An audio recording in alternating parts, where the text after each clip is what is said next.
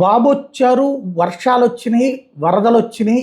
ఇక అసలు ఈ ఏడాది కరువు సమస్య లేదు అని మొన్ననే అనుకున్నాం. పత్రికలు హైలైట్ చేసినాయి. సీన్ కట్ చేస్తే ఇప్పుడు కొత్త కాన్సెప్ట్ తెర మీదకొచ్చింది.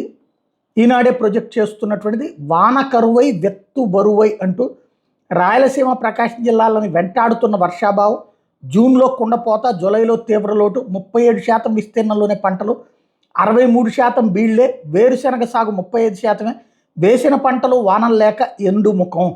ఖరీఫ్ మొదలై 2 నెలలు గడిచిపోయింది. ఇప్పటికీ 65% విస్తీర్ణంలో వేరుశెనగ విత్తనం పడలేదు. అడపాదడప కురిసిన వర్షాలకు వేసిన పత్తి, కంది, జొన్న, ఇతర పైర్లు వండిపోతున్నాయి. రాయలసీమలోని చాలా ప్రాంతాలు 40 రోజులు పైగా చినుకు జాడలేదు. సాధారణ విస్తీర్ణంలో 37% విస్తీర్ణంలోనే పంటలు వేశారు. ఎండ దెబ్బతో అది నిలుస్తుందని ఆశలు లేవు. ఖరీఫ్పై దాదాపు ఆశలు వదిలేసుకోవాల్సిన దుస్థితి.